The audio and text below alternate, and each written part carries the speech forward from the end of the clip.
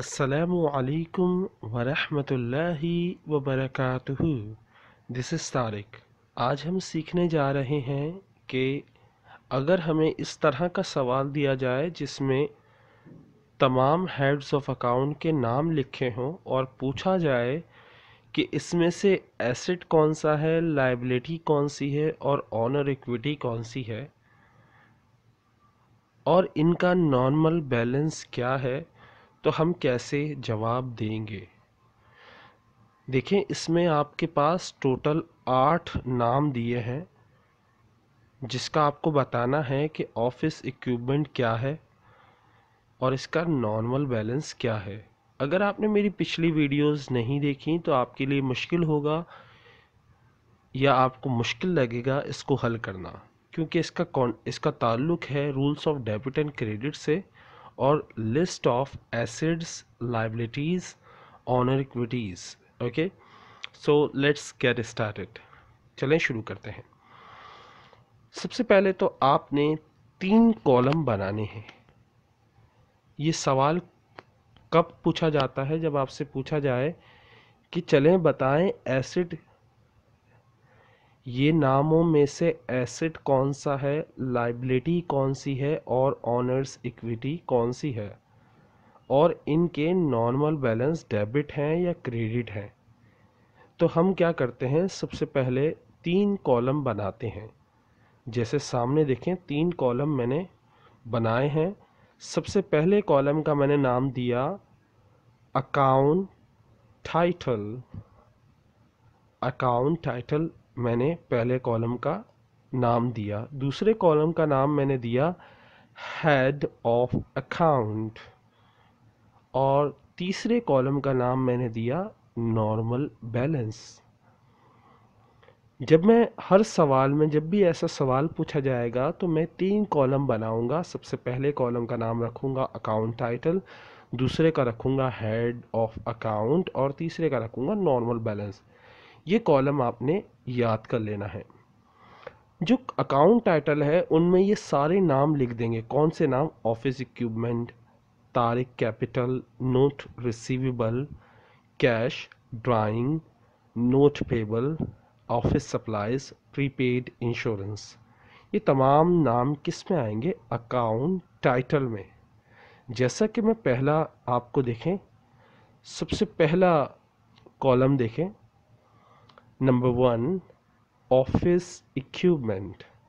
Office equipment हमने account title में लिखा ऑफिस इक्विपमेंट, क्योंकि लिस्ट में हमें 9 में से पहला नाम है ऑफिस इक्विपमेंट का।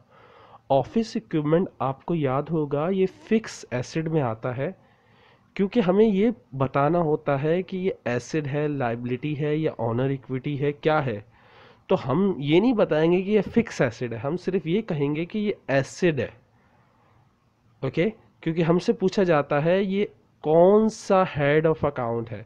हेड्स ऑफ अकाउंट मैं आपको पढ़ा चुका हूँ, 5 किस्म के होते हैं: assets, liabilities, honours equities and expense और लास्ट वन रेवेन्यू। ओके, सो ये 5 होते हैं। 5 में से आपने हर एक का बताना होता है किस हेड ऑफ अकाउंट का, ये किस हेड ऑफ अकाउंट से ताल्लुक़ रखता है। तो ऑफिस इक्विपमेंट का हेड ऑफ ऑफिस इक्विपमेंट किस में आता है? एसिड में आता है। इसका हेड ऑफ अकाउंट क्या है? एसिड। और एसिड का नॉर्मल बैलेंस क्या होता है? डेबिट। एसिड का नॉर्मल बैलेंस क्या होता है? डेबिट। नॉर्मल बैलेंस मैं दोबारा से रिवाइज कर दूं कि नॉर्मल बैलेंस उसे कहते हैं जहां पर rules of debit and credit increase होते हैं। For example, asset increases in debit, तो normal balance of asset is debit. Okay, तो ऑफिस इक्विपमेंट क्या है? एसिड है और इसका नॉर्मल बैलेंस डेबिट है। दूसरा, तारिक कैपिटल।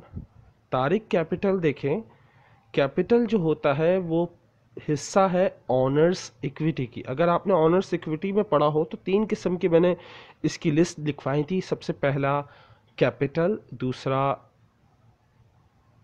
ड्राइंग और तीसरा प्रॉफिट एंड लॉस। ओके, और तो इसमें तारिक कैपिटल क्या है? ऑनर्स इक्विटी है और कैपिटल जो है वो कारोबार को फ़ायदा पहुंचाता है। तो ऑनर्स इक्विटी का जो नॉर्मल बैलेंस होता है वो है क्रेडिट। ऑनर्स इक्विटी का नॉर्मल बैलेंस क्या है? क्रेडिट, क्योंकि कैपिटल फ़ायदा पहुंचाता है और फ़ायदे का मतलब होता है प्लस। और ऑनर्स इक्विटी का जो इंक्रीज होता है वो हमारा जो जाता है honours equity increase in credit. तो हमने यहाँ पे नॉर्मल बैलेंस में क्रेडिट लिखा। तीसरा देखें, नोट्स रिसीवेबल। नोट्स रिसीवेबल कहाँ आता है? ये एसिड में आता है। अगर आपको याद हो, cash, bank, account receivable, note receivable. तो ये जो चौथा नाम मैंने आपको लिखा, ये नोट रिसीवेबल यानी वसूल करने वाला उधार, लीगली तौर पे लिखा हो, जो वसूल करना हो, आपने लेना हो, ये एसिड होता है। और एसिड का नॉर्मल बैलेंस क्या होता है? डेबिट। उसके बाद आता है कैश। कैश भी हमारा जो हेड ऑफ अकाउंट है एसिड है और इसका नॉर्मल बैलेंस हमारा डेबिट है।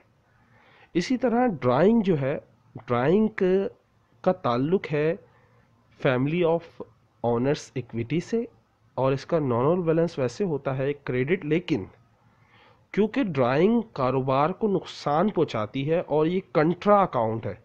कंट्रा अकाउंट का मतलब होता है उसके अपोजिट साइड पर जाता है। यानी फॉर एग्जांपल, कंट्रा अकाउंट का मतलब ये होता है जैसे अगर अगर एक चीज़ आसमान है, दूसरी चीज़ ज़मीन पे होगी। यानी अगर अगर मैं प्लस में हूँ तो मेरा कंट्रा अकाउंट माइनस होगा, अगर मैं माइनस में हूँ तो मेरा कंट्रा अकाउंट प्लस में होगा। इसी तरह कारोबार ऑनर्स इक्विटी का जो नॉर्मल बैलेंस होता है वो है क्रेडिट, लेकिन ये ऑनर्स इक्विटी यानी मलकियत में नुकसान पहुंचाता है। तो इसको नुकसान पहुंचाने को हम कहते हैं माइनस के साइन से शो करते हैं। नुकसान को हम किससे शो करते हैं? माइनस के निशान से। तो जब ये डिक्रीज होता है तो ये कहाँ जाता है? Honours equity decrease in debit. तो ड्राइंग का जो नॉर्मल बैलेंस होगा वो डेबिट कहलाएगा। याद रखिएगा, किसी का भी अगर कंट्रा अकाउंट होगा तो वो उसके अपोजिट साइड पर जाएगा। याद रखिएगा, ऑनर्स इक्विटी नॉर्मली तौर पर कहाँ होती है? क्रेडिट में। लेकिन अगर उसका कंट्रा अकाउंट की बात की जाएगी तो वो किस में आ जाएगा? डेबिट में आ जाएगा। इसको ज़रा गौर से देखें, नंबर 5 को, नंबर 5 और नंबर 2 को गौर फरमाएं। नंबर 2 में हमने ऑनर्स इक्विटी नाम लिखा और क्रेडिट लिखा, और नंबर 5 में हमने ऑनर्स इक्विटी ही लिखा लेकिन ब्रैकेट में लिख दिया कंट्रा। कंट्रा का मतलब होता है कि उससे उलट होना, यानी उसका वाइस वर्सा, यानी उसको नुकसान पहुंचाने वाली चीज़ें। तो हमारे कारोबार को नुकसान पहुंचाना यानी ज़ाती इस्तेमाल के लिए कोई चीज़ निकालना कारोबार को नुकसान पहुंचाता है, तो ये हमने इसका नॉर्मल बैलेंस क्रेडिट की जगह डेबिट हो जाता है। सही है।